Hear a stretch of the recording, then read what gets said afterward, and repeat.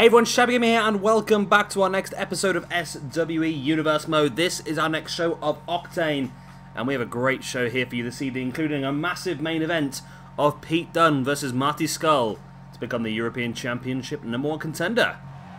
But first we are going to start things off with a Cruiserweight triple threat match. I lost the ability to talk there. Cruiserweight #1 contendership match is going to be next week. And that'll be Kota Ibushi versus Hiromu Takahashi. Right, here we go. Hopefully I can get over what I completely messed it up, didn't I? This is why I shouldn't record shortly after getting out of bed, because it never works, does it really? But then again, when you get out of bed as late as I have done a weekend, you've got to do something, haven't you, really? And I really want to go and watch the football later, so I thought I'd do this recording now. So like I said, we're going to start things off there with a triple threat match.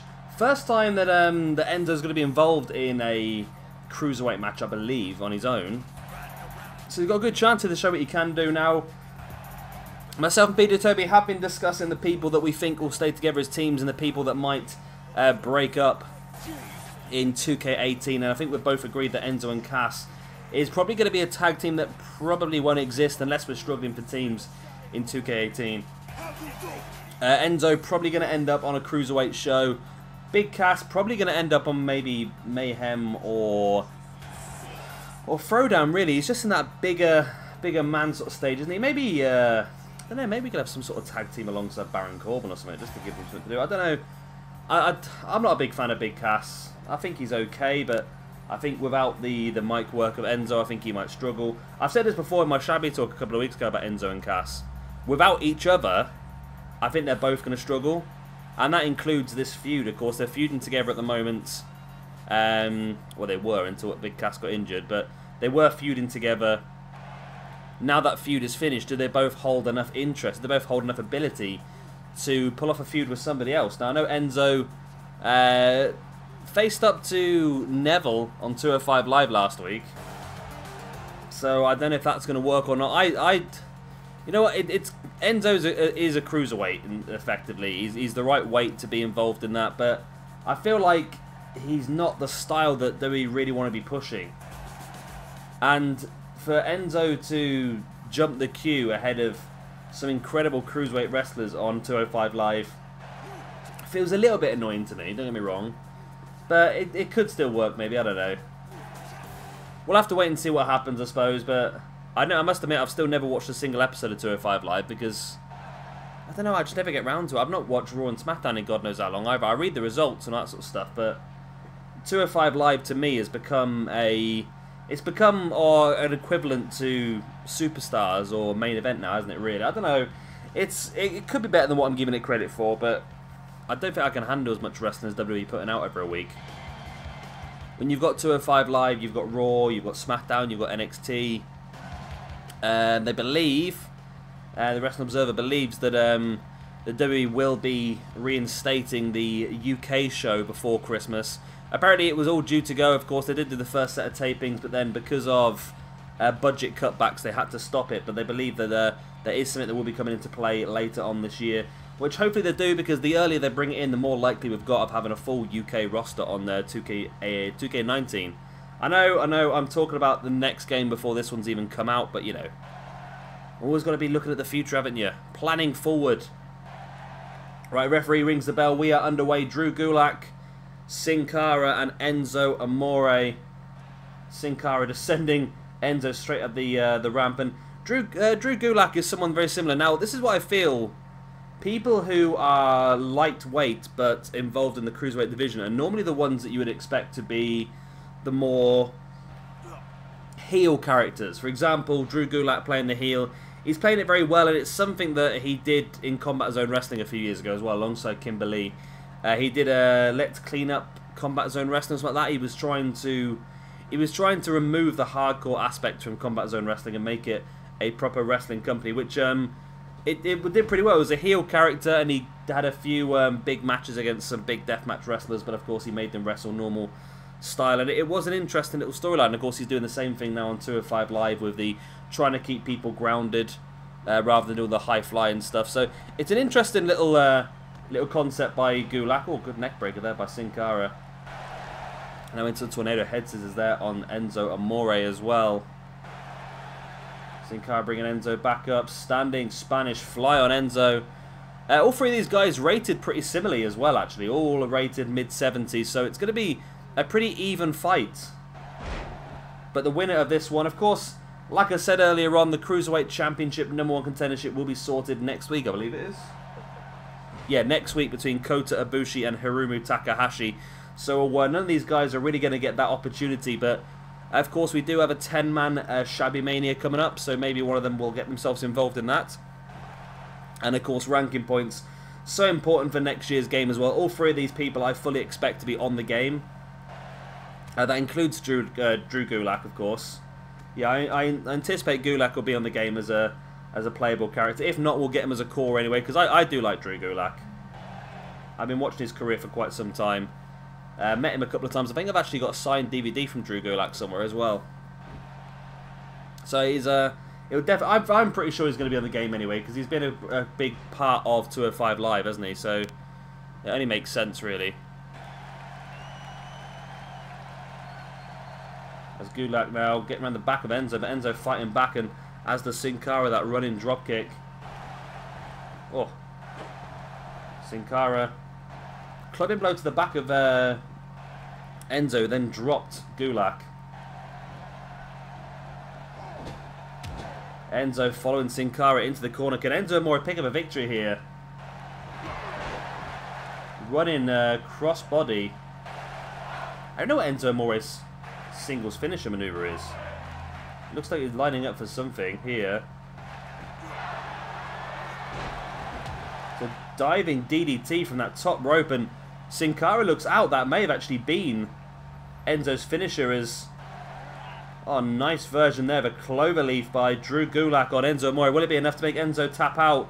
Sin Cara trying to get to the ropes. He needs to bring himself back up to his feet so he can help break this submission up. But no, Enzo does manage to fight away from Gulak. But what damage has that done long term to the legs of Enzo Amore? Nice butterfly powerbomb there by Drew Gulak, who's taking full control of this match. Enzo slamming Gulak's face into his knee, though. Enzo now heading up top. What's he going for now?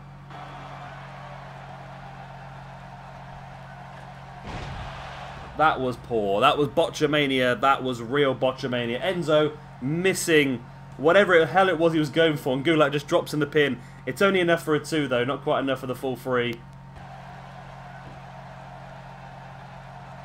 Enzo forearm to the face of Gulak, and Sin Cara taking Gulak down. Sin Cara now brings Drew Gulak back up to his feet. Takes onto his shoulder.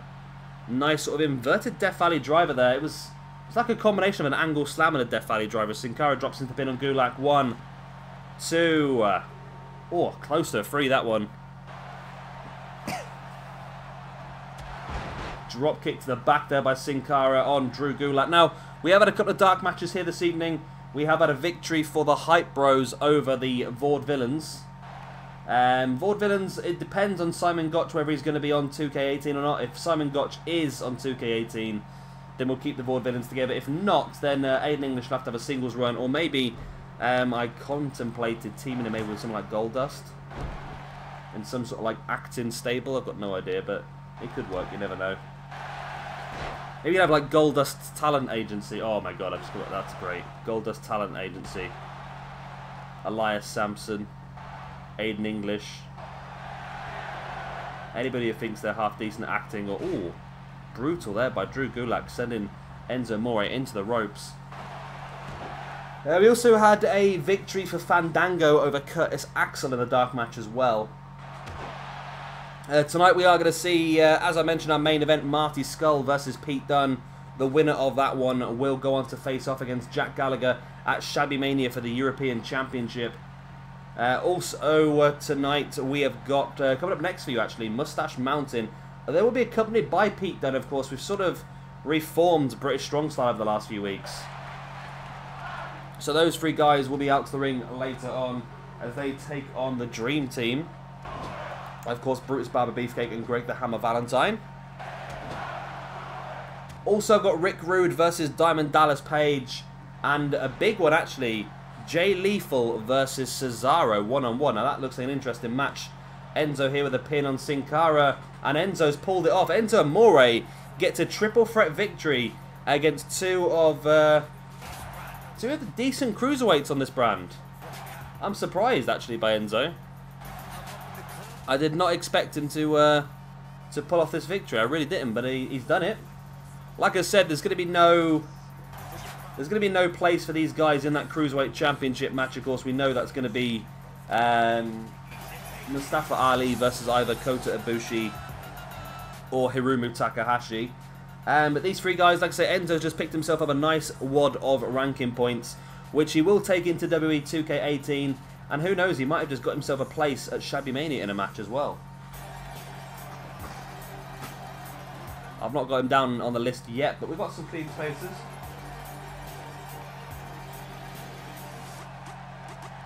There are some clear spaces in the because we are going to have a 10-match Shabby Mania card, slightly longer than our normal pay-per-views, but of course it is the big finale for each brand.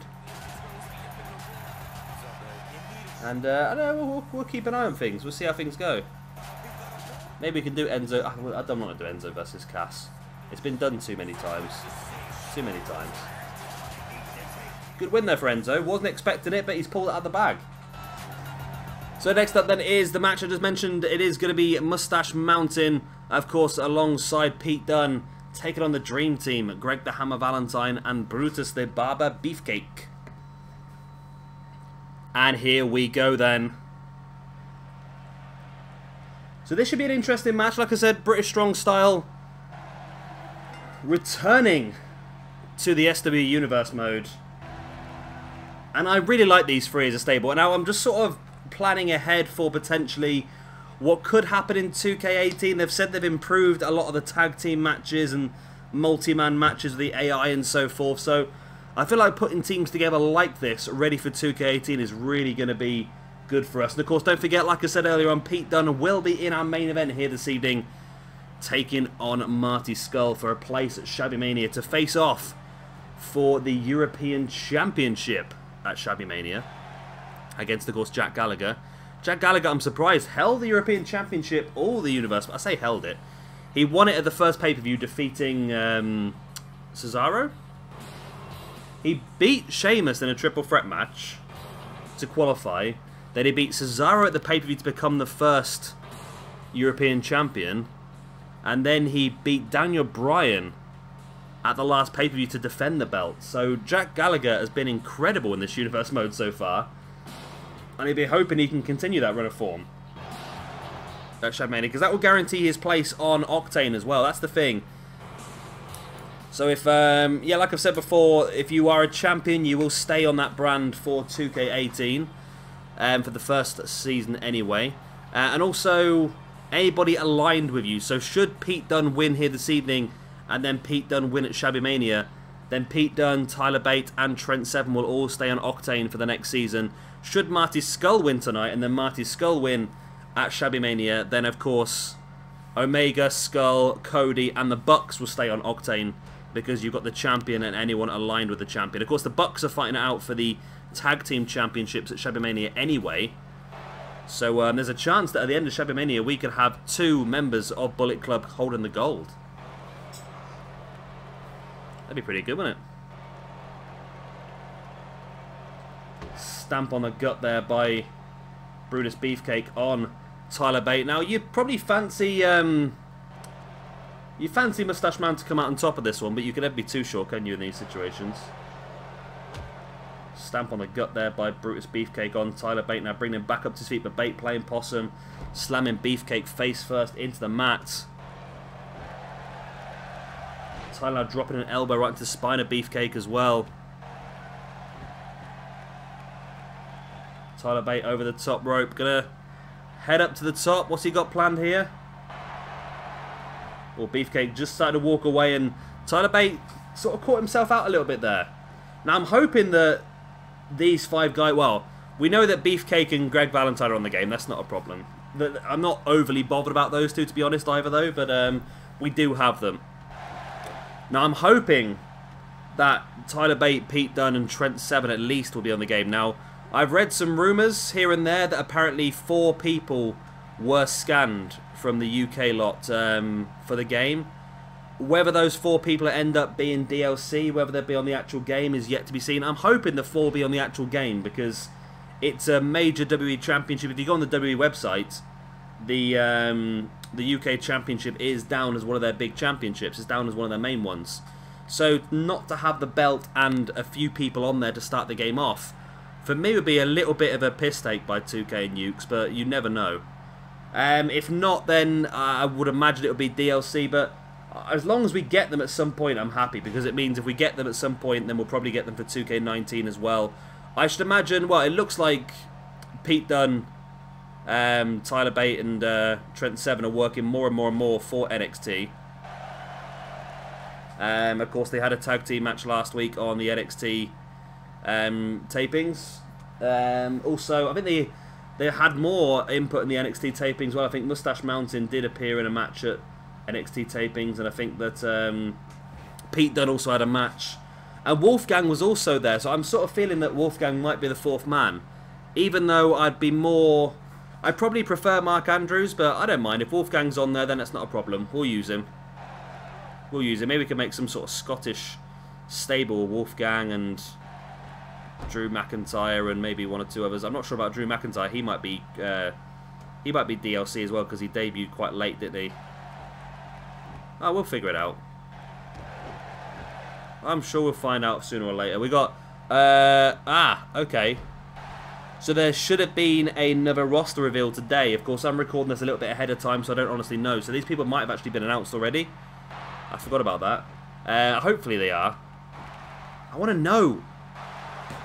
Pinned there by Trent Seven after the pile driver on Greg Valentine.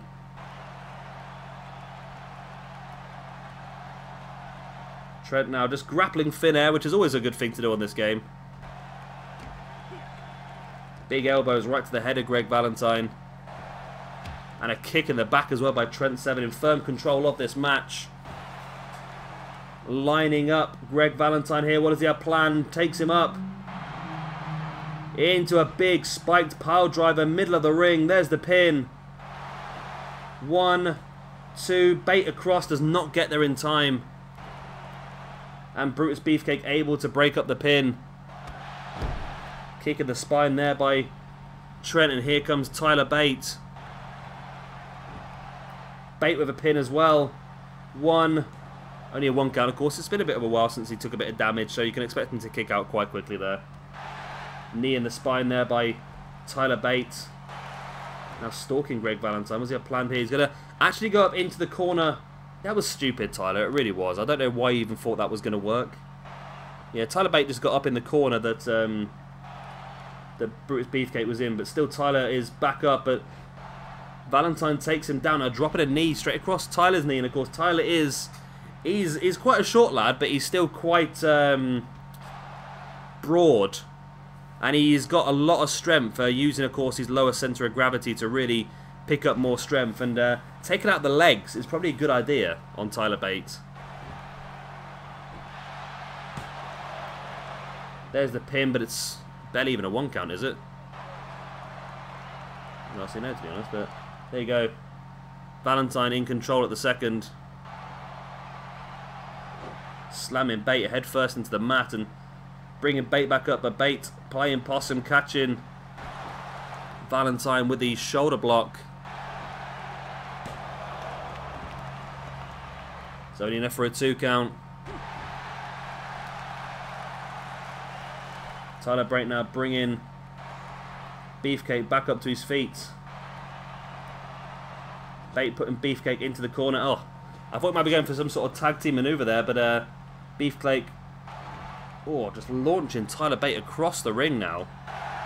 Back towards his own corner. And Pete Dunne not really been involved in this match so far.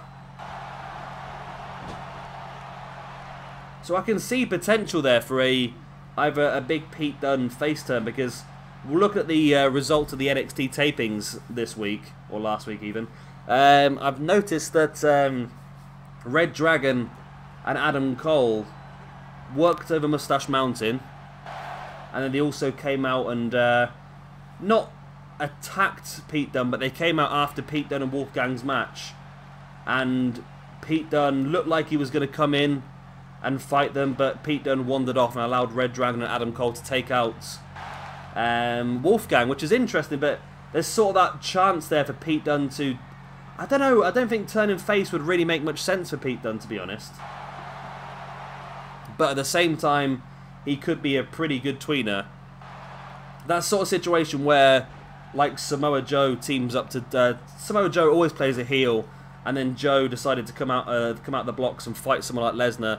It works pretty well, doesn't it? Russian leg sweep there by Tyler Bate on Brutus the Bubba Beefcake. You see Pete Dunne there getting the referee's face. He's not happy with something. And Pete Dunne was too busy there taunting, and that allowed Valentine to get back in control. But now Pete Dunne catching Valentine, another Russian leg sweep.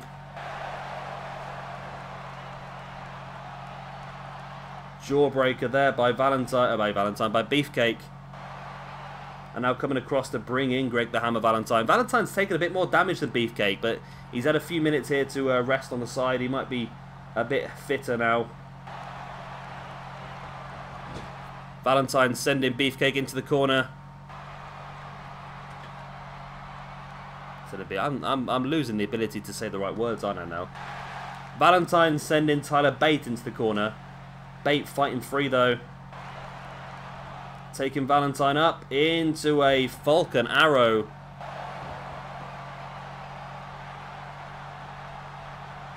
Bate now bringing Valentine up. Gets her on the back into that maneuver. No, it's like a half Nelson slam, isn't it? 1, 2. Oh wow, that was it. Tyler Bate picks up the win. Beefcake, he must have assumed that Valentine was going to kick out. They didn't even come in and try and break it, but there we go. Moustache Mountain do pick up the victory, which is good for them because they've had an awful time of it, haven't they, in this game? Moustache Mountain. They've not done very well at all. They really have struggled, but here we go. A victory for them now is exactly what the doctor ordered.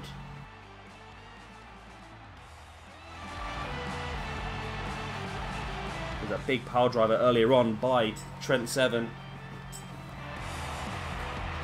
Let me just mark on my piece of paper who won this one so I can remember to update the old ranking points. And that's a good victory for Moustache Mountain. Of course, 2/3 are British Strong Style. The other third, Pete Dunne, is in action in our main event here this evening.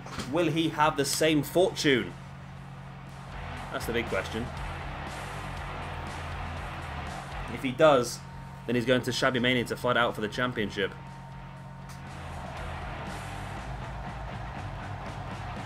Pete Dunne has disappeared into thin air. Obviously knows he's not got a lot of time now to get backstage and recuperate and get ready, prepare for the battle ahead of him, Marty Scurll. Great win here for Moustache Mountain then, against probably some jobbers in fairness, but you know. Better than nothing, isn't it? A win's a win, considering some of the dodgy tag team victories we've seen so far in this game. And next up then we do have Diamond Dallas Page taking on Rick Rude one-on-one. Nice quick loading screen. I'm looking forward to that in 2K18 because there's going to be a lot more people on the game. It means that loading screen should be a lot quicker because all the people on the game load up a lot quicker. It's going to be great. It's going to be amazing.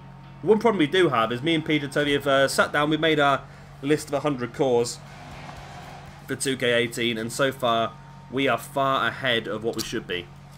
We've got about 120, 130 names listed down. Of course, you're going to get 100, unless we're going to get more than 100 cores. But I still think we can make it work. Of course, with Carnage now, I'm having to run 2 separate accounts on my PlayStation, which is a bit of a pain in the backside of setup, but 2 separate accounts on my PlayStation, which means that I can run 2 separate save files, which means core space isn't necessarily a massive issue for us. But there we go, then Diamond Dallas Page. Looking ready for this one. I'm going to take on a bit of Rick Rude. A man who PJ Toby has countless times tried to organise a swap deal for, to take him to Mayhem. PJ Toby really wanted Rick Rude. And I'm sure he's going to be one of the names right at the top of PJ Toby's list for 2K18's draft. And it's good to have him on the game. There's a few people that we never thought over the years would ever get, like Macho Man Randy Savage, Rick Rude being another one as well. And the people we never thought we'd ever get on the game, so it makes you think about whether potentially in the future Owen Hart might be a possibility. I know there's still a little bit of hostility between himself, well not himself obviously, there's some hostility between his wife and obviously the WWE. Warrior had the same thing where he wasn't on good terms, but that all got fixed and he was then put onto the game. So it's possible it could happen. There's things that could happen as well. Oh, sorry, I'm speaking over Rick Rude.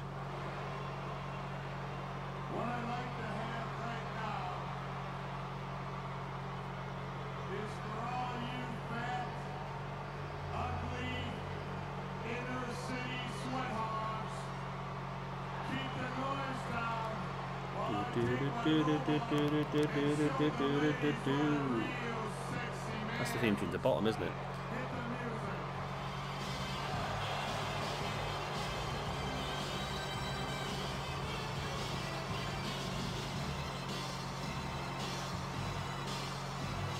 There we go then, Rick Rude versus Diamond Dallas Page. A pretty good mid-card match actually, upper mid-card of course. Both guys will really want to be involved in some sort of championship picture next year, in the next season, and I'm sure it probably will happen for them. Rick Rude definitely. I think PJ Toby with Rick Rude over on Mayhem looking for the television championship is just, it's bound to happen at some point. And Diamond Dallas Page, I'm not quite sure where I see Page to be honest. I don't.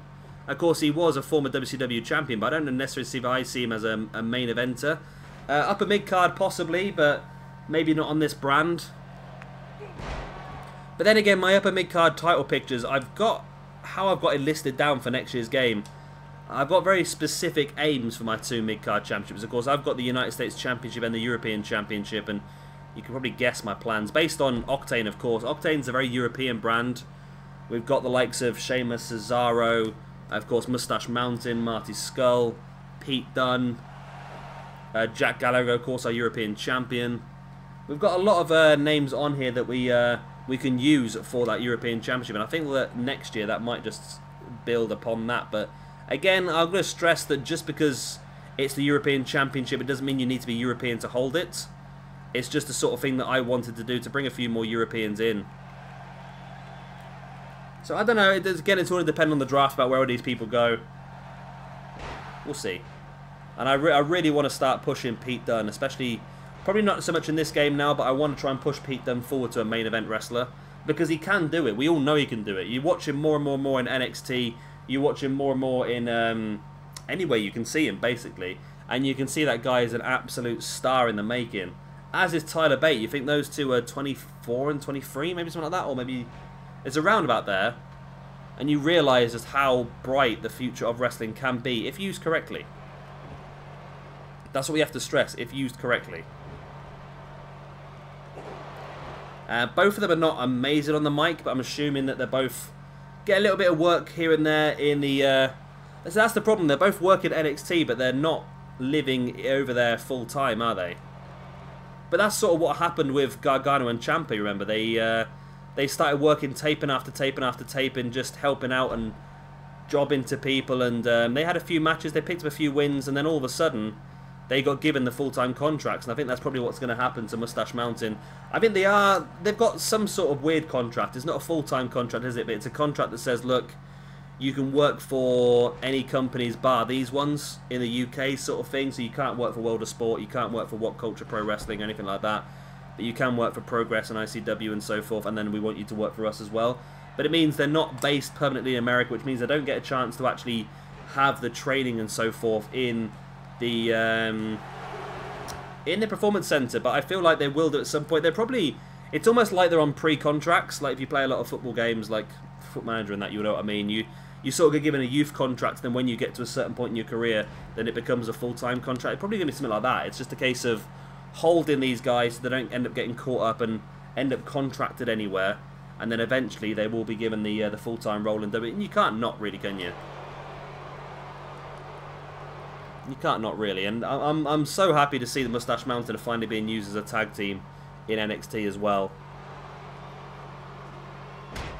And they're getting over as well really well, which is a good thing.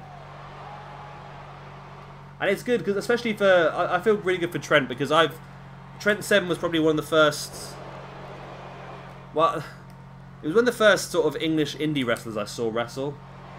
And that was wasn't even in England. It was on Combat Zone Wrestling. It was they had the best of the best tournament, and they took Trent Seven and what was his name, MK McKinnon.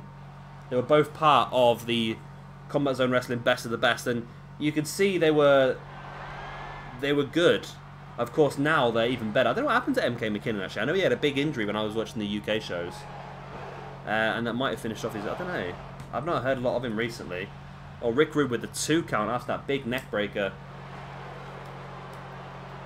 But yeah, it's nice to see Trent doing well. And of course, Trent took Tyler Bate under his wing and with the whole Moustache mountain thing. And well, the rest is history. It's worked well for both of them, really. DDP falling at the back of the scoop slam into a backdrop on Rick Rude. There's the pin. 1. It's only a 1 count. Wow. Okay. Went for the kick in the back, but Rude avoids it. Into a backdrop, landing DDP right in the back of his head.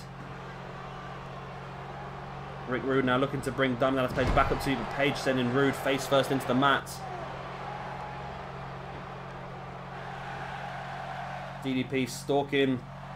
DDP's going to go for a springboard? Okay, no. No, that's sort of believable. A little springboard crossbody, I suppose. I'm still surprised that DDP kicked out of the neck breakers. That is Rick Rude's finisher maneuver, isn't it? I'm sure it is. The big strikes here by Page into a discus lariat. And Page is in control of this match now. There's the Diamond Cutter, well, not just the Diamond Cutter maneuver, but the Diamond Cutter taunt. I know it pretty well from my time doing the old DDP yoga. Page now, big knee strike right to the face of Rick Rude, and Diamond Dallas Page is in firm control of this match.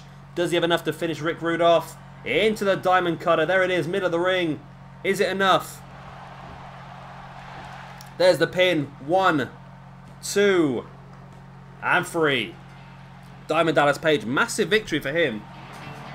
I don't think he would have been expecting to well, I'm sure he would have been. But I fancied Rick Rude in this one, I must admit.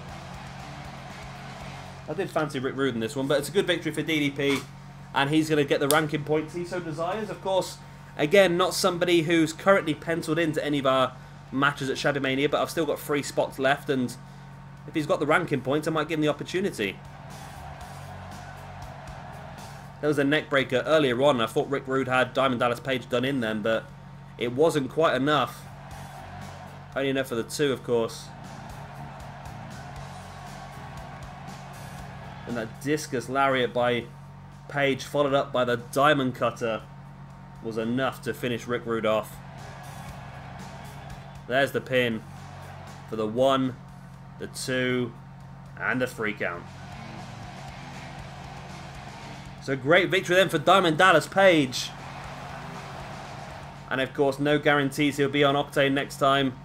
But of course, there is still the Octane 30-man Rumble, which I've been talking about. Every brand's going to get a Rumble. The winner of that Rumble will stay on the brand. And who knows, DDP might be able to force his way into that picture. And next up is going to be Jay Lethal taking on Cesaro one-on-one. Just for shits and giggles, really. And here we go then. Should be a good one, this one. I'm sure they must have clashed before in the indie scene. But I'm looking forward to this then. Jay Lethal, possibly one of the best cores we've got on the game, which is really good because it's always been really difficult to find a good Jay Lethal over previous years. But this year, there was a really good one put up quite early on. And of course, Cesaro, one half of the, well no, was one half of the tag team champions, waiting until they got beaten at SummerSlam. And I'm looking forward to this match. It really should be a good one. Both guys, incredible ability. Great chance to showcase that ability here. And Jay Lethal, he's done okay. He did better in Season 1, of course. He was our United States Champion over on Throwdown. But since coming into Octane, he's never really been able to set the world on fire, has he, really? It's been a bit of a struggle for him. But as time goes on, I'm sure that we'll see the best of him. The best around. No one ever gonna keep me down. But of course, Cesaro is someone again who really wants to break. I don't know what I'm going to do with this, to tell the truth. I put Cesaro and Sheamus together, thinking, okay, we'd split them pretty soon because that's probably what's going to happen in real life. But they're still together, and it looks like it could be more of a long-term thing. And good on them. It's a really strong tag team. It really is. As is Ambrose and Seth Rollins. That's a very strong tag team as well. But yeah, it's a bit crazy, really, isn't it? I never expected it, so probably we will end up drafting those two guys together again in 2K18. Of course, no chance for them to get the tag team championships in this universe mode. Of course, when Bullet Club, or the Elite, should I say, defeated New Day at the last pay-per-view, that guaranteed them the tag team championship match. We do have the Young Bucks, that's the name. The Young Bucks versus the Time Splitters at Shabby Mania for the tag team championships. Of course, the winners will remain on this brand. Which is good for me. It means I'm either going to get the Time Splitters or I'm going to get all 5 members of Bullet Club. So I'm quite happy with that situation, to be honest. Cesaro then on his way down to the ring. Be interesting to get his new attire, Cesaro. His James Bond style attire. I think that's what he comes out in. It'd be pretty good. I don't think he's going to be the tag team. But then again, he hasn't really got an attire with... Oh, he has. Doesn't he wear a kilt now? I can't remember. I honestly can't remember. I must admit, I sometimes skip a lot of the entrances, especially in longer shows. I end up skipping a lot of the entrances and so forth.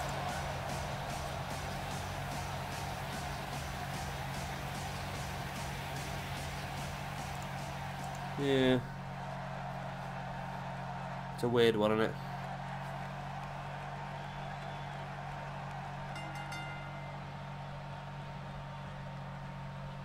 So here we go then. 2 top guys on Octane.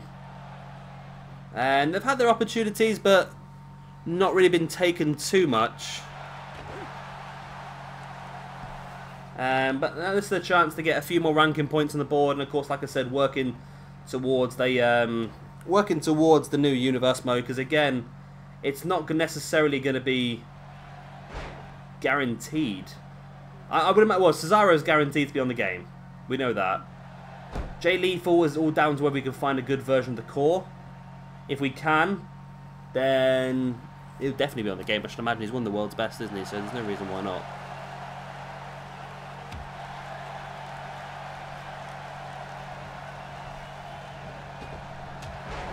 Nice running uppercut there by Cesaro. It's a chance to knock somebody straight out, that, doesn't it, really?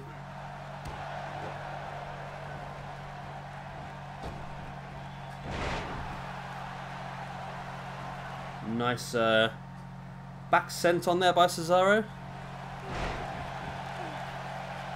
But an ace crush there by Jay Lethal turns the match back around. Cesaro here, locking Lethal in for a straight jacket powerbomb. It's a clever move that, by locking the arms, it means that Lethal couldn't break out away from that powerbomb, which is it's clever. Definitely a clever move. Cesaro now, big stomp right in the gut of Lethal. Stamping on the face of Lethal now as well. Lethal catching Cesaro with that dragon screw to the knee. And now raining down the right hands into the face of Cesaro.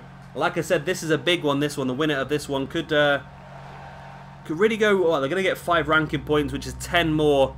Well, they're going to have 10 more points than the... Well, they're going to gain 10 points on their opponent, of course, because the opponent's going to lose 5. They're going to gain 5. So it's going to be a pretty good swing for them, really, against their opponent. But, again, there's not much else they can do in this season of the Universe mode. They might get themselves on the card at Shabby Mania, which, again, is worth a lot of ranking points if you can pick up a victory there. A lot of ranking points.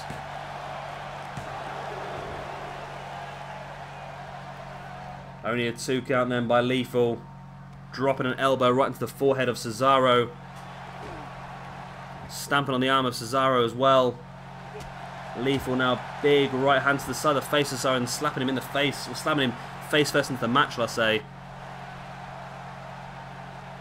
Lethal just booting the knee of Cesaro into the mat as well. Bring Cesaro back up, but Cesaro playing possum.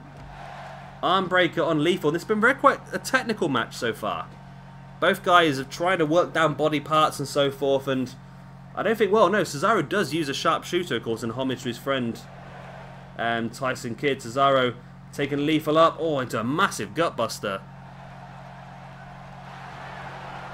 And Cesaro, there's a very European uppercut, and launching Lethal into the air, dropping him down right onto his uppercut. Wow.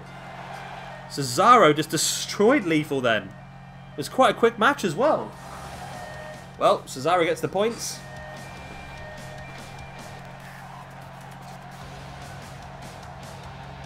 There we go, marked on my list now. Cesaro gets the ranking points. Cesaro gets 5, Lethal loses 5. And that's going to help Cesaro out. Of course, he was on the losing side at the pay-per-view looking for those tag team champions. I was surprised by that, to be honest. I thought Cesaro and Sheamus would win that one. But now here he is, victorious, one-on-one against Jay Lethal. And does that sort of show that Cesaro is better designed to singles competition? Because this is a big victory. And he'll be very happy with this, but tag team-wise, it's not gone fantastically well for him so far. Okay, then it is time for our main event of the evening. Pete Dunne versus Marty Scurll. The winner goes on to face off against Jack Gallagher at Shabby Mania for the European Championship. And here we go, then it is time for possibly one of the biggest matches we've had on Octane. I'm really looking forward to this one. Pete Dunne versus Marty Scurll. I'll tell you what, this match, although it can't happen at the moment, of course, with Pete Dunne being WWE contracted and Marty Scurll being Ring of Honor contracted, it possibly could happen, actually. I don't know what Marty Scurll's contract is like with Ring of Honor and New Japan. But it possibly could work. I don't know if Marty's allowed to work for the likes of Progress and stuff. I think he probably is. So it's possible it could happen the likes of Progress and that, but this is the match that I would love to see at this point in time. Both guys at the height of their career so far. Marty's been going for a lot longer, and I think he's struggled, but he eventually has found himself this niche, this market that suits him so well, and then joining Bullet Club just was even better on top. And of course, Pete Dunne is he's just incredible, isn't he, Pete Dunne?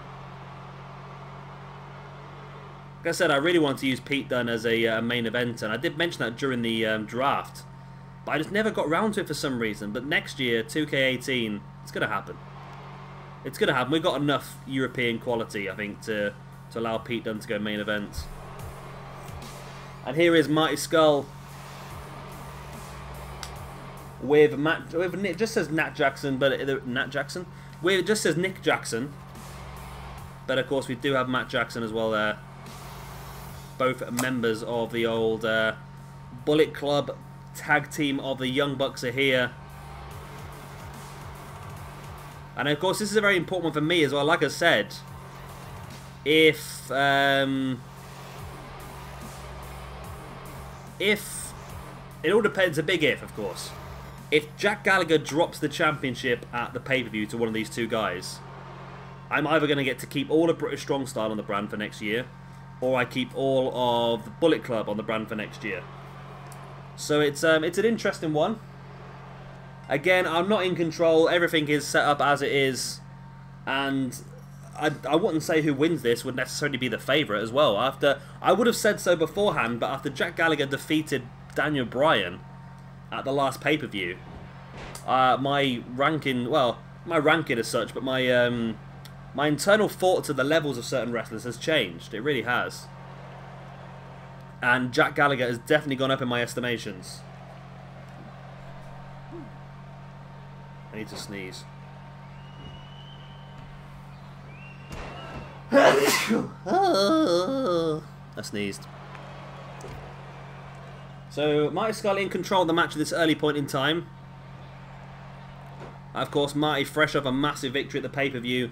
Of course, Dead Man's Boots defeating Adam Cole and taking his place on this roster. And Marty said he wanted two things when he joined this roster. One of them was to take up his rightful place in Bullet Club, and the other one was to take home some gold. Now, he's got his place in Bullet Club in one pay-per-view.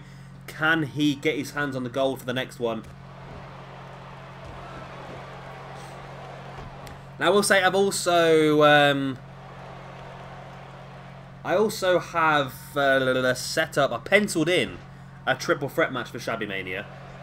That triple threat match includes at the moment Tyler Bate and Trent Seven, and the loser from this match is also going to be added to that one, so that's going to be pretty cool as well. Be nice to see. So the winner of this one, but both these guys are going to be on Shabby Mania basically. The winner will face off against Jack Gallagher for the European Championship. The loser will be part of that triple threat match. Marty taking Pete Dunne off to his shoulders into that Death Valley driver, taking Pete Dunne out. Stamp on the back of Dunne, brings him back up to his feet, and Marty in full control of this match. Pete Dunne really struggling to get any offense at all. Oh, there he is with a couple of forearms. Oh, just gorilla presses Marty up onto his shoulders and drops him into the uppercut. Lovely maneuver by Pete Dunne. Went for the kick and Marty avoided the second one. Avoided the first one, sorry, and grabbed his leg on the second.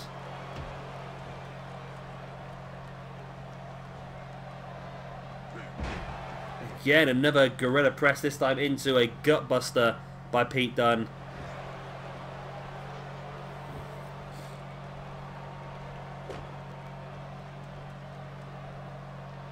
Dunne now just twisting the head of Marty, really wrenching that head.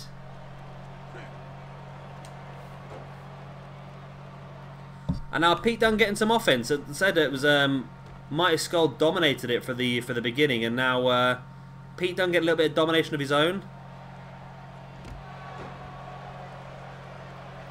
But does he have enough to potentially finish the match off in the long run? Dunne sends his Scurll into the corner. So like I said, if Mighty Scurll can win this one, then it could be a cracking pay-per-view for Bullet Club. Of course, we already know that the Young Bucks are going for the Tag Team Championships. If Mighty Skull's going for the European belt as well, they could end up with a lot of gold at the end of this Universe mode. Although I'm not going to lie, the dream for me, and again, I'm not controlling this, and it's still computer versus computer. I'm not affecting this whatsoever. But the dream for me would be for Pete Dunne to win this one, then Pete Dunne to win the European Championship, and for the Young Bucks to win the Tag Team Championships, because that then guarantees me both British Strong Style and Bullet Club for next year's game, which would be amazing. It'd be a great start to my roster. But again, I'm out of control. It all depends on how it pans out. The problem is with that is that would be great for me, but at the same time, it would mean that Pedro Toby get quite a few draft picks before I get mine, because I'd have so many people on my roster already. So that's the idea behind that one, though. Kick in the back there by Marty, really booting Pete Dunne. Big knee strike right to the face of Marty as well. Dunne backing away into the corner.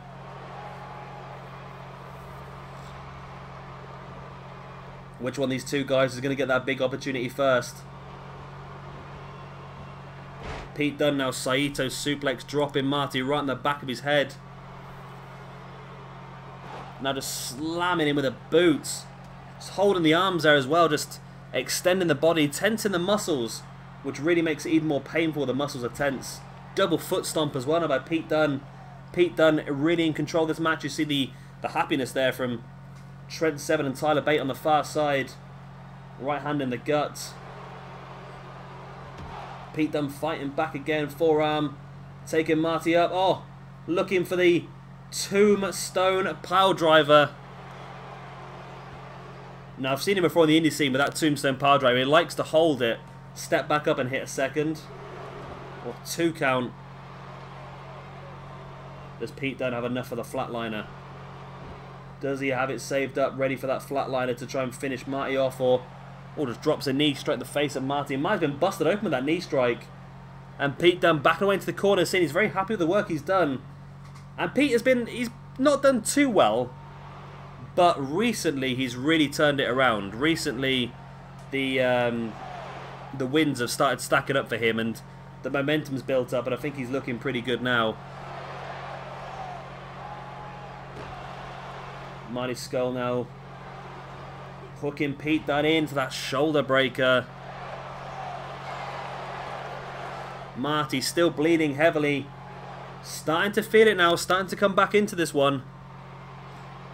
Marty dropping an elbow right into the inside of the knee of Pete Dunne. There's the pin. 1, 2. Only a 2 count. Dropping a knee right in the spine once again of Pete Dunne. And it's been a good match, this one. It's been quite a realistic match, this one. Somebody takes control for a short period of time, and somebody else finally gets a reversal. And figure 4 leg lock locked in here by Marty Scurll and Pete Dunne. Will Pete Dunne tap out? You see Trent and Tyler Bate a little bit worried on the outside, but Pete Dunne able to... he's rolled it over, which of course reverses the pressure in this situation.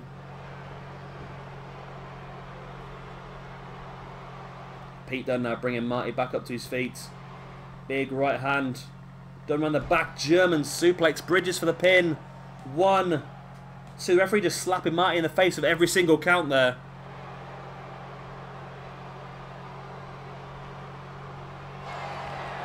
Dunne bringing Marty back up to his feet. Takes him up into a sit-out powerbomb again. Holding it for the pin. 1, 2. And again, it's just not enough to take Marty Scurll down. Pete Dunne, what does he need to do here? Just over and over again, just doing a big maneuver to try and finish him off. And a Pete Dunne looking for it. Spiked DDT on the apron. Wow.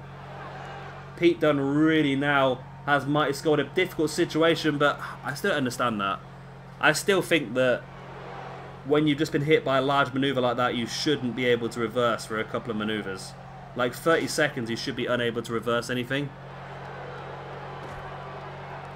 I don't like the whole no-selling thing. Now, what would happen here if it was a double count-out? Now, I think if it was a double count-out, we would have to make that match, Shabby Mania, a triple threat. But then that would mean that Tyler Bate and Trent Seven's match would probably no longer be a triple threat. That would end up... Maybe we'll have to re-order as a tag team match. We'll have to just see what happens here, I suppose. Because referee's up to a 7 count. Marty does have Pete Dunne in a decent position here to throw him back in the ring, though. And he does throw him back in the ring. And Marty getting in the faces there of Tyler Bate and Pete Dunne. Dunne, they're playing possum now. Drags Scurll across. Into the pin he goes. His feet are up on the ropes. Referee doesn't see it. 1, 2. Only a 2 count. Nobody's ever won a match like that, I must admit. I've never seen anybody win a match like that in this game. Pete Dunne sending Marty in the corner now. Hoist him up onto that top rope.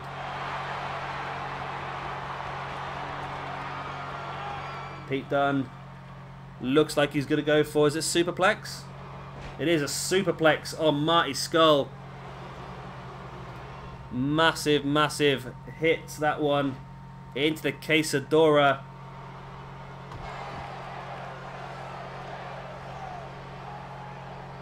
Marty now forcing Pete Dunne away with the boots in the face. Marty taunting the crowd. Not the best thing for him to do at this point in time.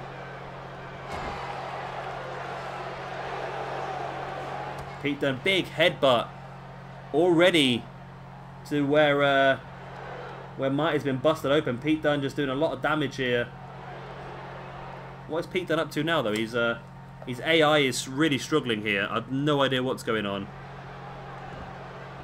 I don't understand that, 2K. You've messed up his AI there a bit. You're going a bit haywire. Pete Dunne now bringing Marty back up to his feet. There's the snapmare now done. Wrenching the arm of Marty Scurll. Really distorted it now out of position. And just stamping on that arm as well. Doing damage and a boot in the back as well. And Marty's caught up in so much pain here. Pete Dunne has done a great job in just dismantling his body. But Marty's resilience is shining through as he's back up on his feet. But Pete Dunne straight away, big drop kick in the face of Marty, taking him down. But Marty no-sells it straight back up on his feet. Marty Scurll taking Pete Dunne up into a powerbomb and stacks him up into the pin as Marty stole this one. 1, 2. It's only a 2 count. Now rolls him over straight into the Boston Crab. Pete Dunne locked in the Boston Crab. Remember, Marty threw Pete Dunne into the ring steps a couple of times earlier in the match, which is definitely going to do a lot of damage to the back. No, but Pete Dunne fighting his way free.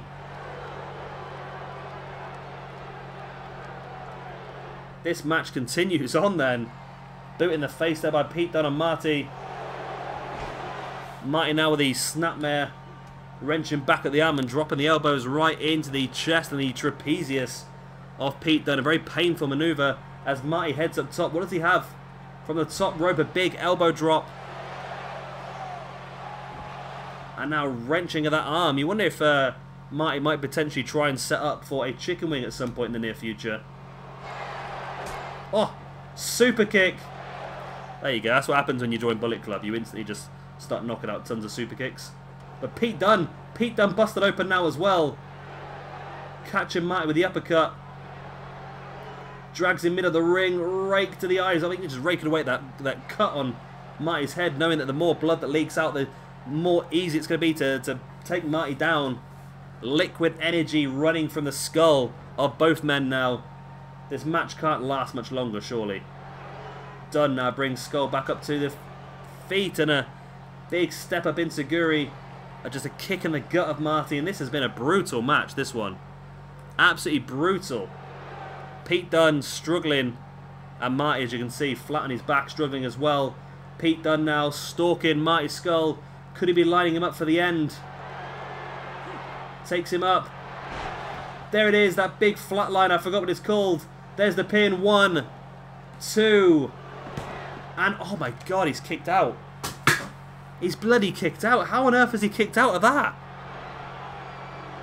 Marty Scurll completely no-selling Pete Dunne's finisher maneuver. But Dunne continues the assault. Damage has been done though, hasn't it? We saw the... did that work? It did work, I think. We saw the DDT on the apron earlier. Of course, Marty Scurll also busted open, being caught with that flatliner. Gut buster now by Pete Dunne on Marty Scurll. And is this going to be enough? Goes to the pin once again. 1, 2. And no, it's still only a 2 count. Wow. Wow, wow, wow. This match is insane. Pete Dunne cannot believe it.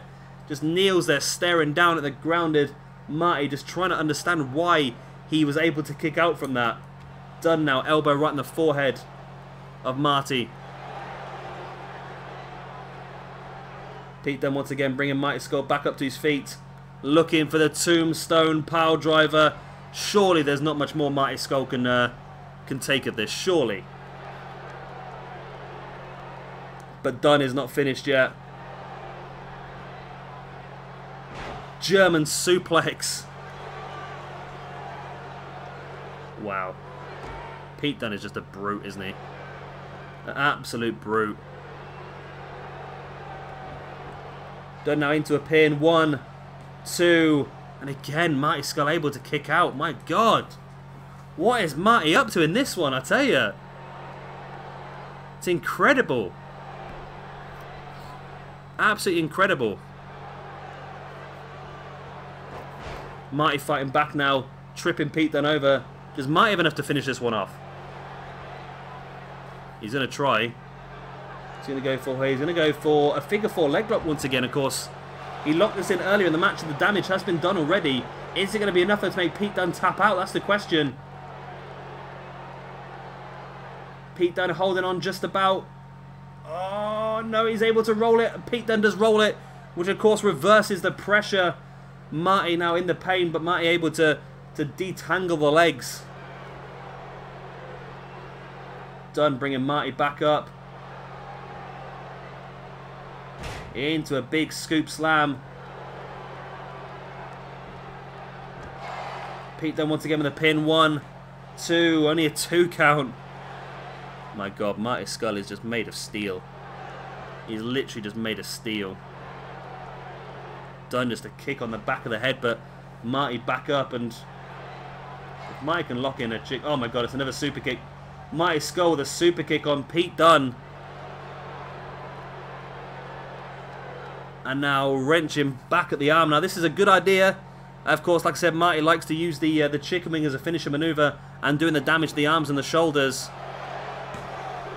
Again, still only a 2 count though. My God. My freaking god. Marty now, though, is lining up Pete Dunne. If he locks in the chicken wing, this could be all. Now Pete Dunne fighting back. Both guys now just staring at each other, and again Pete Dunne fighting back. And again Pete Dunne just catching Marty over and over again. There it is, takes him up. Oh, there it is. There's the pin. Surely 1, 2, and 3. And Pete Dunne finally picks up the victory in quite possibly what's been one of the best singles matches we've had on Octane, if not in SWE altogether. That was a really good match, that was. So many top moments, some big maneuvers. I cannot believe both guys lasted as long as they did, but eventually it was Pete Dunne who came out on top, and it's Pete Dunne versus Jack Gallagher at Shabby Mania for the European Championship. And it also means it's going to be Tyler Bate versus Trent Seven versus Marty Scurll in a triple threat match at Shabby Mania as well. Wow, what a match. What a bloody match. That bit at the end was amazing, just where Dunne just faced up to Marty, just stared right in his eyes. Marty went for a couple of punches, Dunne blocked them both, and then just locked it straight into the flatliner. That was incredible. Are we going to see it? No, we don't see the beginning, but we just see that flatliner. Oh, what a win by Pete Dunne. What a freaking win by Pete Dunne, my god. So Pete Dunne goes on to face off against Jack Gallagher at Shabby Mania for the European Championship. Bloody and busted, but he is more than happy with his situation. He didn't have the best start to this universe mode, but he's definitely having the best finish. Right guys, that is the end of this episode of Octane. I hope you have enjoyed it. Of course, if you have, please do slap the like button, and of course hit the subscribe if you want to see some more as well. I've been Shabby Gamer, thank you very much for watching, and I'll see you very, very soon for another episode of the SWE Universe Mode. Bye.